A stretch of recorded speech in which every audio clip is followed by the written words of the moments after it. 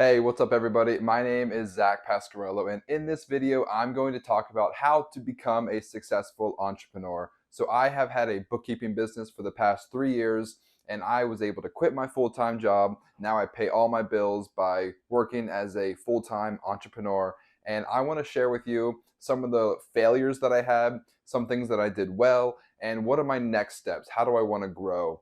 If you enjoy this video, please like the video and subscribe to my channel because I make new videos every single day. I talk a lot about being a business owner. I teach people how to start their own business. And let me just start off by saying don't have a multi-million-dollar company. So I am not like a wildly successful business owner, but I've had a little bit of success, and I am talking to you if you are thinking about starting a business, or if you just started a business and maybe you want to grow. I don't have any employees, so this video is not going to be about growing like a 10 or 20 or 30 person company and making $10 million a year. This video is going to be targeted to my solo entrepreneurs, people who are just getting started. I recently read a book by Aaron Ross called Predictable Revenue, and it talked a lot about having your sales department and how to grow your sales department. And honestly, reading that book really inspired me to grow my business, but I am not even close to being on that level yet. And also, I've been watching and listening to Alex Hormozy. If you haven't heard about him, I definitely recommend that you check him out. He has acquisitions.com, and he is always talking about $100 million businesses. He is incredibly inspirational, but there's a huge gap. There are people that have never even started a business. There's people like me who have been business owners for 3 years, and it's my full-time thing, but like I don't really have a legit big business. And then there's influencers on YouTube and Instagram who have $100 million businesses. And so I'm going to try to fill that gap for people who haven't even gotten started or maybe just got started and are looking for some advice. So I'm going to talk about what failed for me as a business owner. So first of all, I had a trucking company. So I started my bookkeeping business in 2020, and I also started my trucking company, and I just closed down my trucking company in 2022, and the company failed for 3 reasons. I'm going to talk about that right now. So first of all, the freight market kind of crashed in 2022, and this was out of my control. I understand that markets fluctuate, and as a business owner, you need to be resilient and you need to ride the waves of the market. But I got in at a terrible time. This is not the only reason my business failed, but this certainly contributed to my business failing. So I bought my truck in 2021 when prices were really high, and then in 2022, diesel prices started to go really high, and then the freight market crashed, and we were getting paid a lot less than we were in the beginning of the year. So it was terrible timing. My truck was expensive, diesel was crazy high, and the freight market was crashing. So that was like one of the big external factors that were out of my control, and that contributed to my trucking company failing. But there were two other reasons that were my responsibility and my fault. Ultimately, as the business owner, I take full responsibility for my company failing. So I wanted to start a business where I didn't have to work or really do anything other than manage from a top level. And truly, I believe that I was not fully invested in my business enough. So I wasn't driving the trucks, I wasn't dispatching the trucks. I really just bought a truck, I hired a driver, I hired a dispatcher, and I tried to outsource everything.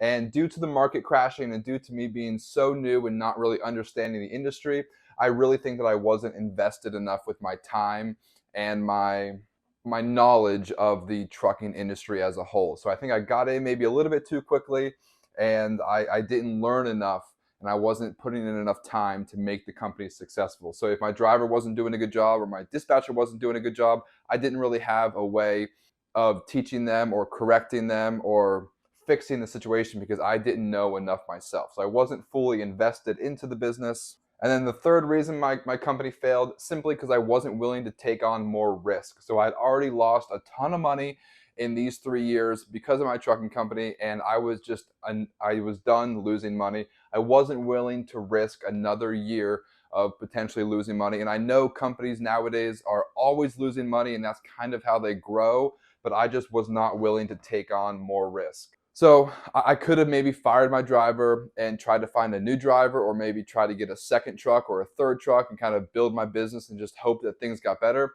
But I wasn't willing to take the risk. I wasn't fully invested in the business. And the freight market was crashing. Okay, so now so that was why I failed and how I failed, but now I'm gonna talk about why I was successful.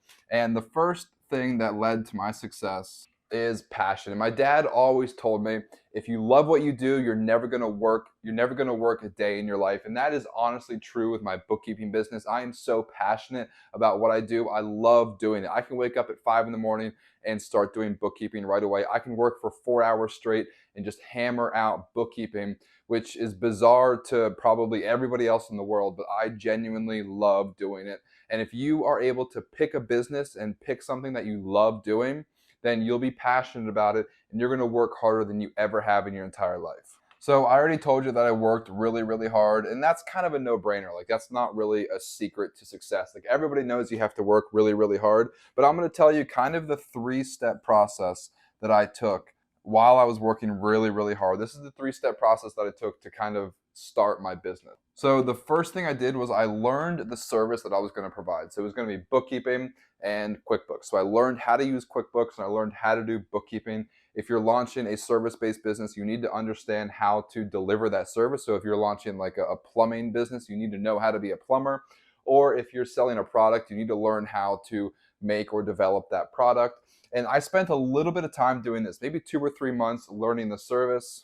And then once you figure out what you want to do and you learn how to do it, then you need to learn how to get customers and clients. You need to learn marketing and sales, because it doesn't matter how good you are at plumbing or how good you are at bookkeeping. If nobody hires you, then it's irrelevant. So you need to learn how to create marketing content.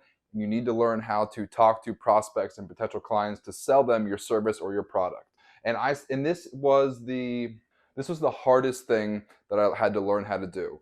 Learning the service, learning how to create a product is really not that difficult. It's just the first thing you have to do. Marketing and sales, in my opinion, were the hardest things that I had to do. And it took me like 4 months to really get a couple clients. So it probably took me 2 months to learn the service, 4 months to get 4 or 5 clients. And then delivering high quality A plus customer service is the most important thing to do, because in my opinion, it's easier to keep clients than it is to get new clients. So if you can deliver A plus customer service, then your clients are going to provide referrals for you, and that's going to be the best marketing and sales. So your business kind of turns into this perpetual motion machine where you learn the service, you get a couple clients, you do some marketing material, then you get clients, and then through providing customer service, you keep clients and you learn more about your service, and then the clients that you currently have provide marketing and sales for you, enable you to get more clients. So you need to be doing all three of these things continuously.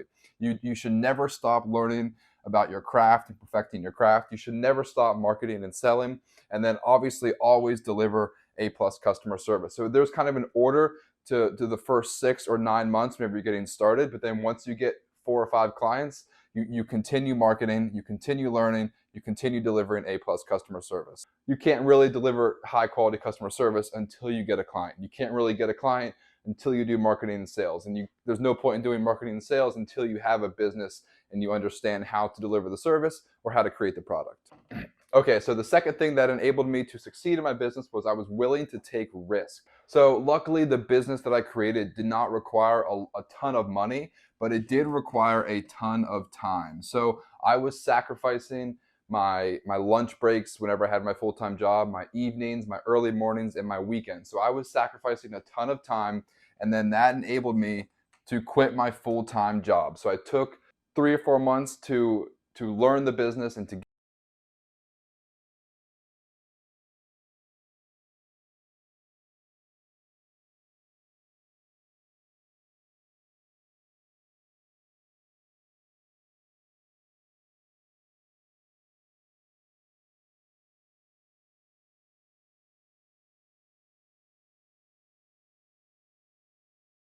And I know a lot of guys talk about starting a business and they slept on their friend's couch and they ate beans and peanut butter and jelly sandwiches while they were grinding and trying to start their business.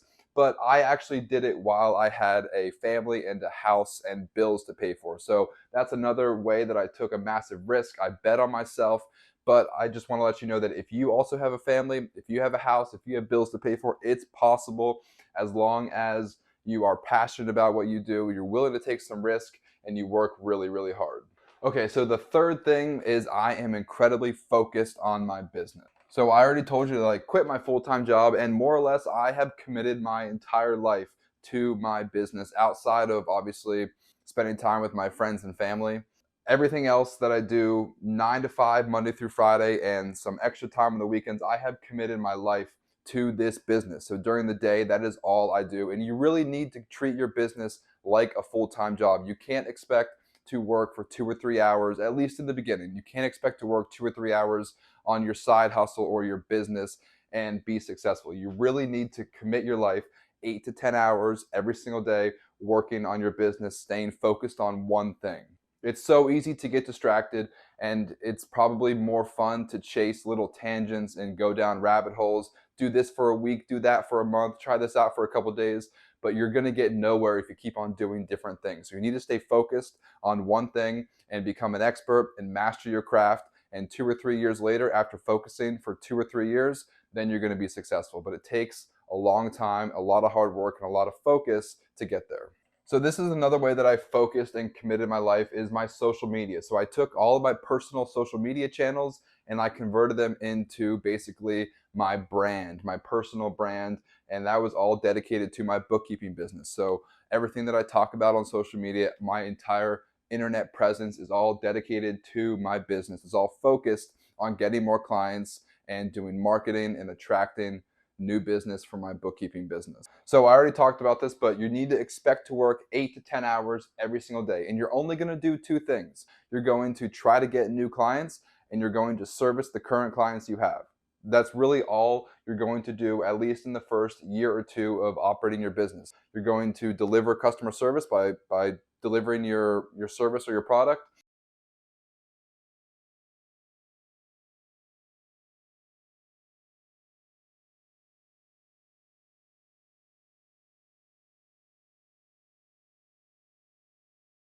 Okay, the fourth and final thing that I'm going to talk about and how to be a successful entrepreneur is you need to have discipline and time management. You need to have discipline because you're going to have good months and you're going to have bad months. So you need to be disciplined with your money.